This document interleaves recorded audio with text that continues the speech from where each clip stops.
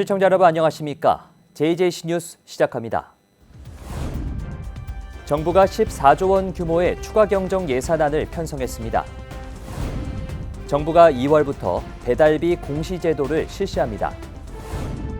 횡성군이 주정차 단속 알림 모바일 서비스 휘스를 시행합니다. 양산시립도서관 동네 서점 희망도서 바로 대출 서비스가 호응을 얻고 있습니다. 여수시가 수산 분야 코로나 확진자 급증에 따른 간담회를 개최했습니다. 국회 소식입니다. 코로나19의 위세가 사그라지지 않으면서 소상공인 자영업자들이 점차 한계점에 다다르고 있습니다. 정부는 이들을 지원하고 변이 바이러스 확산에 대응하기 위해 14조 원 규모의 추가 경정 예산안을 편성했습니다. 지난달 이후 고강도 사회적 거리 두기로 매출이 줄어든 소상공인의 방역지원금 300만 원을 지급하기 위한 절차가 시작됐습니다. 정부는 지난 21일 서울 세종로 정부 서울청사에서 2022년 추가 경정 예산안 브리핑을 열었습니다. 이번 추경안은 매출이 감소한 소상공인, 소기업 320만 곳에 300만 원 상당의 방역지원금을 지급한다는 내용을 담고 있습니다.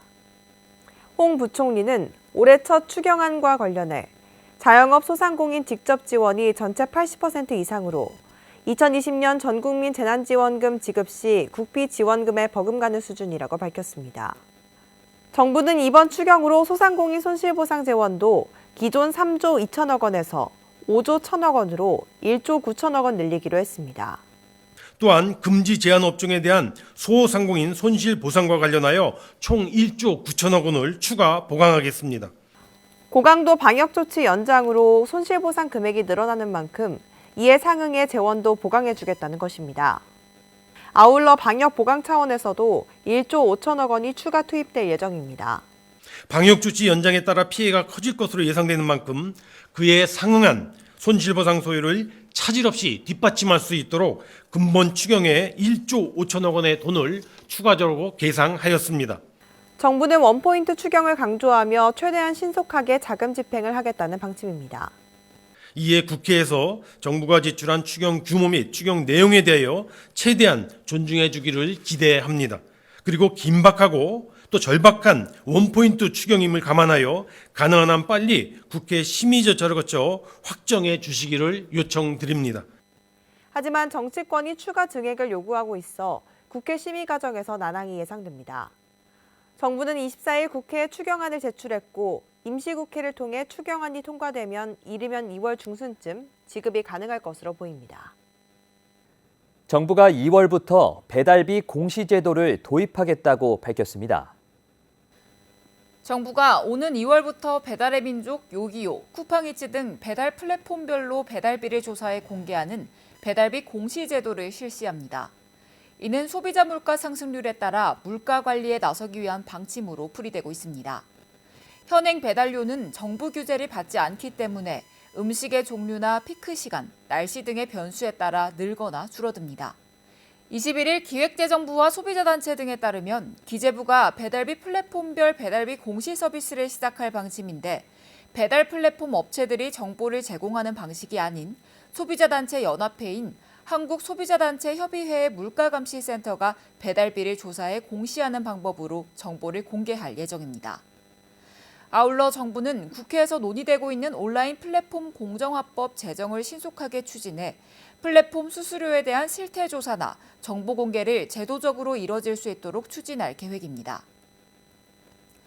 한편 공정거래위원회가 플랫폼 업체들의 갑질과 불공정 행위를 막기 위해 온라인 플랫폼 공정화법 제정을 발의했지만 무산됐습니다. 지난 16일 공정위는 국회에 계류 중인 온플법 제정안이 불발됐으며 상임위 일정도 잡히지 않아 상정조차 되지 못했다고 밝혔습니다. 이번에 정부가 배달비 공시제를 시행하는 것은 최근 배달비 인상에 대한 국민들의 반응이 심상치 않기 때문입니다. 배달업계에 따르면 올해 들어 다수의 배달 대행 업체들이 1월부터 배달 대행 수수료를 500원에서 1,000원가량 인상한 것으로 나타났으며 수도권 기본 배달 대행료도 4,400원 수준으로 1년 만에 30% 정도 상승했습니다. 이러한 상황 속에 일부 온라인 커뮤니티에서는 배달비 공구, 배달비 더치페이와 같은 글도 올라오고 있는데 이 아파트 등의 주민 커뮤니티를 통해 배달료를 공동 부담하는 사례도 늘고 있습니다. 지난해 배달앱 3사의 결제 규모는 24조 원을 넘어설 것으로 추정되고 있으며 업계 1위인 배달의 민족의 경우 월 배달 건수가 1억 건을 돌파한 것으로 나타났습니다. 이에 정부 관계자는 현재 배달비에 대한 정확한 정보가 없어 서민들의 부담은 커지고 있고 기준 없이 들쑥날쑥한 배달비로 인한 소비자 피해도 우려되고 있다며 배달비 공시 서비스가 시작된 이후에도 공개 정보의 종류 등 제도를 지속적으로 고도화할 예정이라고 밝혔습니다. 수도권 소식입니다. 마포구는 중대재해 처벌 등에 관한 법률 시행에 발맞춰 고용안전팀을 신설했습니다. 국민의 생명과 안전을 최우선 가치로 두고 중대산업재해가 없는 안전한 일터를 만들기 위해 신설된 건데요. 아울러 빈틈없는 점검으로 국민들이 중대재해로 피해보는 일이 없도록 힘쓸 예정입니다. 마포구는 오는 27일 중대재해 처벌 등에 관한 법률 시행에 발맞춰 중대산업재해 업무를 전담하는 고용안전팀을 신설했습니다. 마포구는 효과적인 안전보건관리 체계를 구축하고 관련 법규 이행을 위한 전담 조직을 구성해 중대재해를 예방하고자 전담팀을 신설했습니다. 고용안전팀은 총 5명으로 구성됐으며 안전보건관리 체계 구축, 중대재해 발생 시 재발 방지 대책 수립, 관계 법령에 따른 개선, 시정, 조치사항 검토 및 관리, 안전보건관계 법령에 따른 의무 이행사항 검토 및 관리 등의 업무를 수행합니다. 아울러 중대 시민재해를 대비해 지역 내 41개 공중이용시설을 대상으로 연 1회 안전계획을 수립하고 점검을 실시해 보수 보강 등도 시행할 계획입니다. 안전한 마포구를 만들기 위한 노력은 계속됩니다. 마포구는 광주 아파트 붕괴 사태와 같은 대형 사고뿐만 아니라 건축 공사장 안전사고를 미연에 방지하고자 지역 내 대형 건축 공사장 특별 안전점검을 실시했습니다. 안전관리와 품질관리를 통해 사고 예방을 위해 선제적으로 현장을 관리하고 있습니다. 마포구는 건축공사장 안전사고를 방지하기 위해 대형 건축공사장 특별 안전점검을 실시했습니다. 이번 특별 안전점검에서는 공사 개요 및 안전관리 사항을 보고하고 안전관리 및 규정 준수 여부를 점검해 위험 유발 요인을 확인했습니다. 현장 점검 이후 철저한 안전관리와 품질관리가 이어졌습니다. 또한 마포구는 지난해 지하 2층 이상 굴토공사장 19개소 점검을 실시했고 설을 앞두고 22개소에 대한 안전점검을 실시합니다. 유동균 마포구청장은 잠깐의 안전소홀이 큰 재난으로 다가올 수 있다며 안전한 마포를 만들겠다고 말했습니다. 세제와 샴푸, 화장품 등 리필이 가능한 제품을 개인이 가져온 용기에 원하는 만큼만 구매해 생활 쓰레기를 감량하는 제로 웨이스트 매장 홈플러스 월드컵점에 전국 최초로 대형마트와 연계하는 제로마켓을 선보입니다. 친환경 소비 문화 확산을 위해 마포구민 여러분의 많은 관심 부탁드립니다. 일회용 포장재를 사용하지 않는 제로 웨이스트 상점, 제로마켓이 홈플러스 월드컵점에 문을 열었습니다. 서울 제로 웨이스트 팝업 프로젝트의 일환으로 진행하는 제로마켓은 전국 최초로 대형 유통매장 내에 유치해 운영합니다. 제로 웨이스트 매장이란 리필이 가능한 제품을 구매할 때 개인이 가져온 다회 용기에 제품을 담아 구매하는 친환경 매장입니다. 포장재를 추가로 사용하지 않아 생활 폐기물을 감량해 환경을 보호할 수 있습니다. 5월 31일까지 오전 11시부터 오후 9시 홈플러스 월드컵점 2층에서 운영합니다. 광역시 소식입니다. 허태정 대전시장이 2022년 새해를 맞아 대전시 산하 16개 공공기관 연두 방문을 시작했습니다.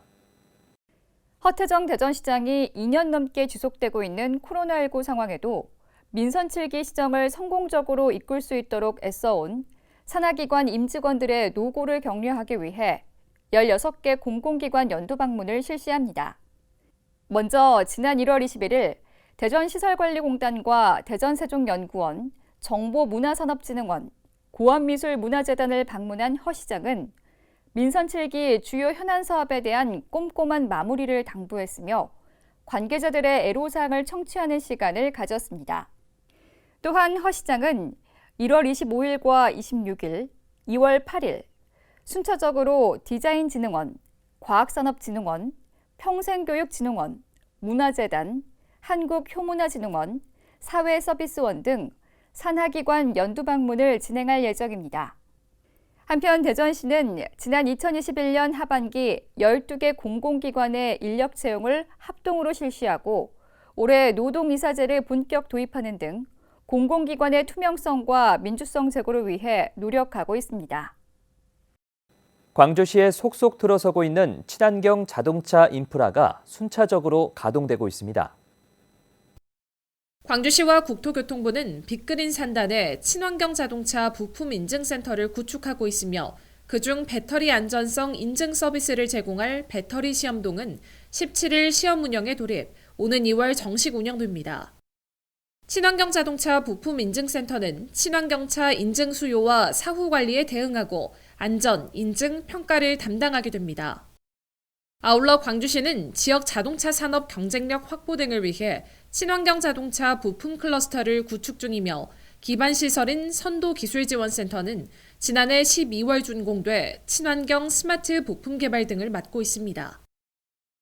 친환경 자동차 부품 클러스터와 부품 인증센터, 광주 글로벌 모터스가 부품 개발, 인증, 완성차로 이어지는 가치 사슬을 형성해 우리 광주가 친환경차 메카도시로 도약하는 데 큰 역할을 할 것으로 전망됩니다.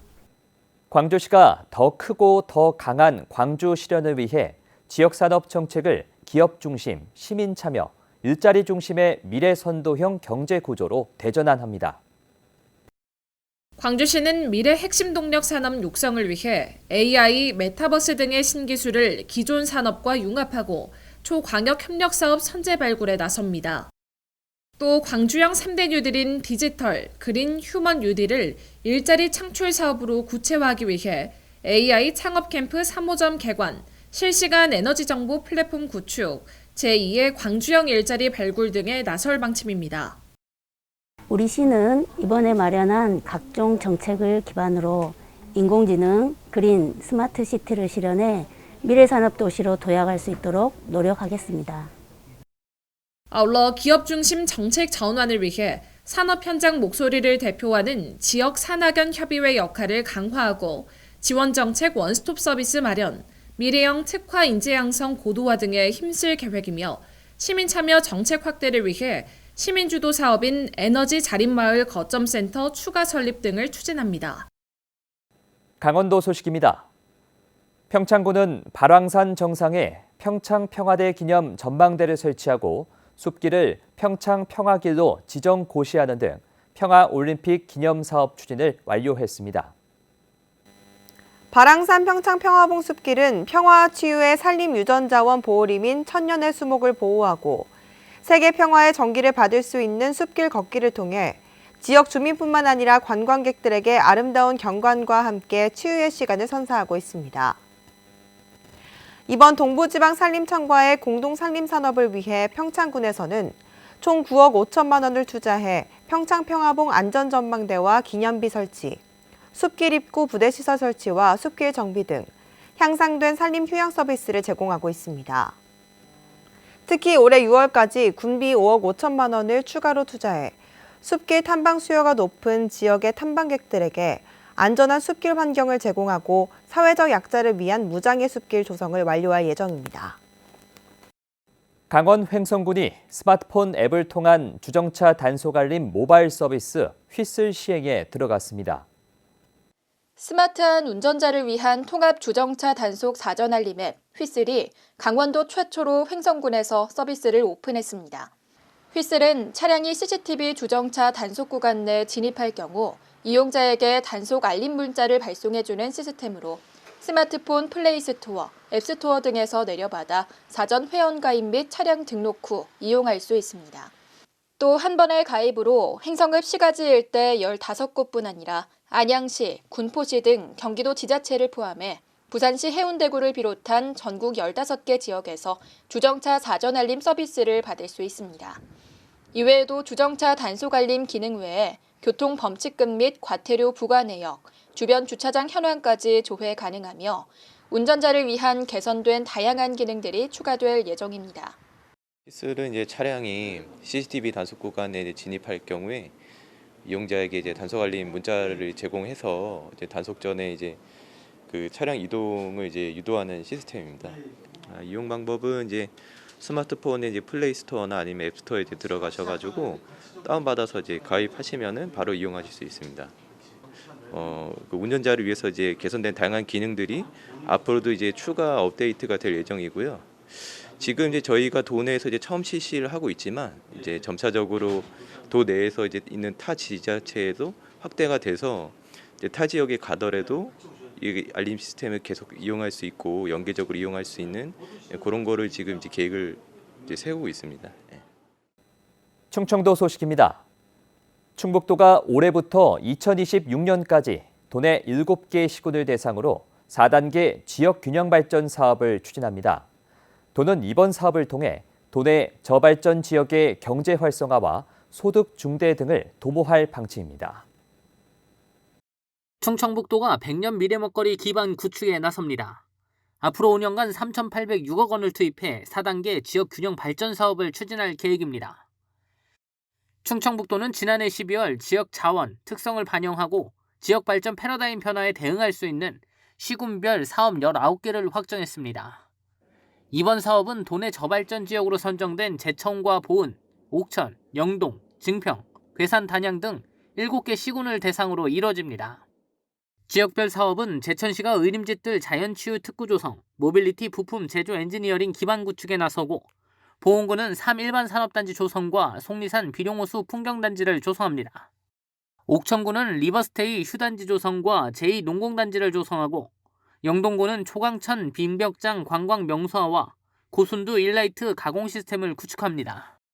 증평구는 사시 문화산업 플랫폼 조성과 4D 기능성 바이오 소재 산업 육성이며 괴산구는 메가파크로드 조성과 행복기 뜬 보금자리 주택 조성 사업입니다.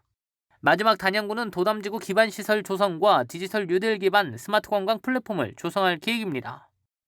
사업 기간은 5년이고 기반 조성과 행복마을 사업은 소규모 사업으로 1년 단위로 추진할 계획입니다. 올해는 4단계 1차 연도 시행계획 수립과 함께 지방투자심사, 실시설계 등 사전 행정 절차가 진행될 예정입니다. 경상도 소식입니다. 오미크론이 1, 2월 내 우세종이 될 가능성이 높아지면서 대구시가 오미크론 특성과 전망, 대응 전략에 관한 긴급회의를 열었습니다. 20일 열린 회의에는 상급 종합병원과 시의사회, 감염병 관리지원단 등 지역 의료계 전문가들이 참가했으며 다양한 의료 현장 의견을 수렴했습니다. 코로나19 오미크론 변이가 1월 중 국내 우세종이 되면서 3월에 1일 신규 확진자가 최대 3만 명까지 폭증하고 위중증 환자 역시 최대 1,700명까지 급증할 수 있다는 전망도 나왔습니다. 지역 의료계와 합심해서 병상을 추가로 확보하고 또 재택 치료를 안정적으로 하기 위한 모든 조치들을 철저히 지금 준비하고 있습니다. 다만 중증 전환율이 줄고 경증 환자가 폭증함에 따라 방역 정책을 중앙정부 전담 방식에서 지자체와 동네 의원이 재택치료 환자 관리 등을 맡아야 한다는데 전문가들이 한 목소리를 냈습니다. 따라서 경증 환자 중심으로 방역과 의료 정책을 전환하고 코로나19가 일상진료 체계 안에 들어오도록 해야 한다고 강조했습니다. 대구시는 PCR 검사 역량 확충, 위험도에 따른 역학조사 우선순위 결정과 격리 기준 조정 등의 대책을 추진하고 병상 확충과 재택치료 수용 역량 제고 등의 의료 대응 계획도 수립키로 했습니다. 대구시가 설 연휴 기간 사흘간 공설 봉안당을 임시 휴관하며 사전 참배 기간 온라인 추모관을 운영합니다. 대구시가 설 연휴 기간 동안 공설 봉안당을 임시 휴관함에 따라 설 연휴 전 17일부터 명절 전까지 사전 성묘 기간을 운영해 미리 참배할 수 있도록 운영하고 있습니다. 사전 성묘 기간에는 1일 참배 가능 인원과 참배 시간은 1회 4인 가족 20분으로 제한해 운영하고 추모관 내 재래실과 휴게실은 폐쇄하고 음식 취식은 금지합니다. 또 참배를 원하는 시민들은 각자 집에서 온라인 추모관을 통해 온라인 성묘를 할 수 있게 했으며 보건복지부 운영 이 하늘 장사 정보 시스템을 통해 온라인 차례상의 헌화, 분양이 가능하도록 했습니다. 양산시립도서관이 지난 11일부터 시행하고 있는 동네 서점 희망도서 바로 대출 서비스가 호응을 얻고 있습니다. 이 서비스는 도서관에 비치되어 있지 않은 책을 가까운 지역 서점에서 신청하면 간편한 승인 절차를 거쳐 서점에서 바로 책을 대출할 수 있는 제도로 양산시가 경남 최초로 도입해 본격 운영하고 있습니다. 이용은 양산시립도서관 통합독서회원에 가입돼 있어야 가능하며 도서관 누리집의 희망도서 바로 대출 서비스에서 원하는 도서와 서점 등을 선택해 신청하고 도서 수령 문자를 받은 후 해당 서점에 방문해 승인 문자를 제시하면 도서를 대출해주는 방식입니다. 서비스 협약 동네 서점은 가야 서점 증산점을 비롯한 10곳으로 1인당 월 3권까지 대출 가능하며 대출 기한은 14일로 한 차례 7일 연장할 수 있습니다. 건강을 위해 운동으로 또는 취미로 자전거 라이딩을 즐기시는 분들 많죠. 양산시가 이에 발맞춰 자전거와 함께 양산의 이곳저곳을 여행할 수 있도록 양산시 자전거 여행지도 책과 안내지도를 제작했습니다. 108쪽 분량의 책자는 낙동강과 함께 달리는 블루루트 자연과 역사의 길 그린루트, 화려한 도심 속에서 찾는 오렌지 루트 등 3개 테마의 13개 코스를 소개하고 있습니다. 특히 책자에는 코스 전체에 대한 설명과 함께 주행거리, 소요시간, 난이도, 고도 정보 등 라이딩에 꼭 필요한 정보는 물론 편의시설과 볼거리, 먹거리 등의 주변 명소를 소개하는 등 안전 자전거 여행 길잡이 역할을 할 것으로 보입니다. 양산시는 이번 자전거 여행 지도를 시청 민원실과 읍면동 행정복지센터 등에 비치하는 한편 이달 말부터는 양산시 공공자전거 누리집에서 누구나 쉽게 열람하고 내려받을 수 있도록 할 계획입니다. 전라도 소식입니다. 여수시가 수산 분야 코로나19 확진자 급증에 따라 긴급 간담회를 개최했습니다. 이날 간담회에는 여수수협, 수산인협회 등 지역 12개 수산단체가 참석한 가운데 확진자 발생 현황과 대응 방안에 대해 논의했습니다. 또한 긴급대책으로 국동 어항단지 임시선별진료소를 운영하고 주변 방역을 강화하는 등 지역사회 감염 확산 방지에 나섰습니다. 여수시가 장애인 단기 거주 시설을 마련하고 사회복지법인 은현을 위수탁기관으로 선정했습니다. 미평동 장애인 종합복지관에 위치한 장애인 단기 거주시설은 보호자 부재 시 장애인에게 단기간 주거 공간과 사회문화활동 서비스를 제공하는 시설입니다. 종사자 모집 등의 준비를 거쳐 3월부터 본격적인 운영에 들어갈 예정입니다. 사건 사고 소식입니다. 남양주시 다산동에 위치한 교회에서 화재가 발생했습니다. 다행히 인명피해는 없었습니다. 지난 20일 남양주시 다산동에 위치한 교회에서 화재가 발생했습니다. 최초 신고자는 화재가 발생한 건물에서 연기가 나는 것을 목격한 후 119에 신고했다고 진술했습니다. 화재 현장 도착 시 화재 발생 건물 옥상을 중심으로 연소하고 있었으며 수관을 전개해 화전 방수를 실시했습니다. 해당 사고 진압을 위해 동원된 인원은 총 83명이며 정확한 사고 원인은 조사 중입니다. 경기도 광주시 초월읍 가구 공장에서 화재가 발생했습니다. 공장 2개 동이 전소됐으며 정확한 원인은 조사 중입니다. 지난 23일 경기도 광주시 초월읍 신월리 소재 가구 공장에서 화재가 발생했습니다. 이번 화재로 공장 2개 동이 전소됐으며 다행히 인명피해는 없었습니다. 해당 사고 진압을 위해 펌프와 탱크를 포함한 장비 27대가 동원됐으며 산불 진화대 10명을 포함해 인력 88명이 투입됐습니다. 경기도 고양시 일산동구 문봉동 소재 창고에서 화재가 발생했습니다. 지난 24일 경기도 고양시 일산동구 문봉동 소재 창고에서 화재가 발생했습니다. 인근 소방 차량 업체에 수리를 위해 방문 중이던 소방대원들이 이를 발견 후 초동 조치를 했으며 인명피해는 없었습니다. 신고 접수 후 완진까지 약 10분가량 소요됐습니다.